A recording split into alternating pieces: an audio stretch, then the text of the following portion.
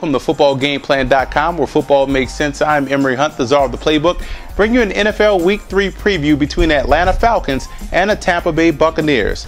And let's look at the Falcons' offense. Great victory at home last week against the Philadelphia Eagles. You can't count on Matt Ryan when playing in the dome, but offensively, the running game can have some success this week against the Tampa Bay Buccaneers. They gave up a $120 against the Minnesota Vikings. Look for these guys to come in and take advantage of that loose run defense of the Tampa Bay Buccaneers. So I look for Michael Turner to have a big game again this week. And you always want to stay ahead of the chains if you're the Atlanta Falcons. Matt Ryan struggles in second and long, third and long situations because teams just tee off on him and he gets rid of the football quickly underneath. So look for the Falcons to stay ahead of the chains in this matchup. Also, the quick game can be effective. Tampa runs a cover 2, so you're going to have some opportunities to work that quick game, i.e. Harry Douglas. Look for him to have another big game, or to have a big game, not another one, but a big game. Get Harry Douglas the football. I like the way this guy plays the game, and he can work some effectiveness against that cover 2 defense. Defensively, you got to put Freeman on the move.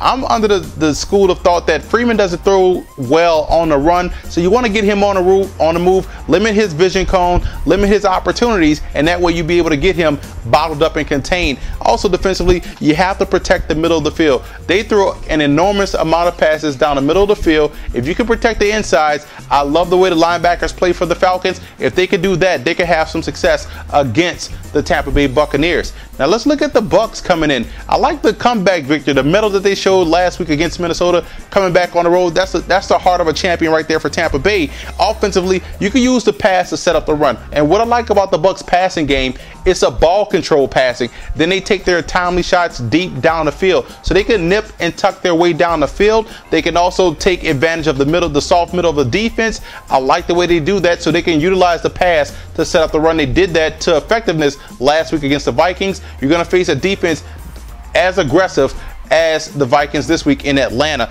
And Blunt in the passing game is something that teams haven't seen. This guy's a very underrated receiver. You know, he played at Oregon, where they threw the football a lot to the back. So look for him in the passing game to give Atlanta something different to worry about, to game plan for. So I would get Blunt involved in the passing game. And you can run out of passing formations. Just because you're in a shotgun doesn't mean you necessarily have to throw the football. Run out of passing formation, pass out of running formations, and that way you can keep the defense off balance. Defensively, you got to stay active versus Gonzalez. You got to keep this guy at the line of scrimmage. You got to stay busy with him. You got to get hands in his face, keep him busy, and force Matt Ryan to go to other targets. And don't be afraid to send an extra man. What I noticed that Matt Ryan's back there in the pocket, he gets rattled. He gets Gregory Hines type footwork in the pocket. Great footwork, by the way, by Matt Ryan when he avoids pressure. But this is a guy that does not like pressure up the middle, doesn't like pressure on the end, and that football will come out quick because he is a guy that checks pressure first before he gets rid of the football, and that's what you want. You want him to have that half a second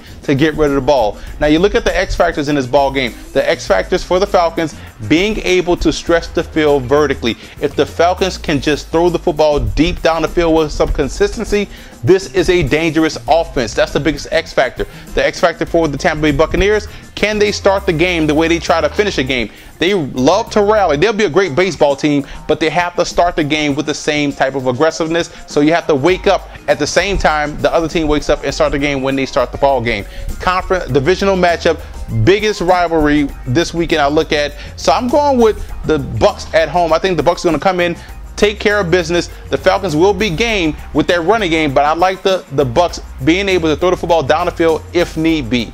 For more NFL previews, visit footballgameplan.com/NFL or visit our YouTube channel at youtube.com/footballgameplan. And listen to the Football Game Plan radio show, which airs Saturdays 11 a.m.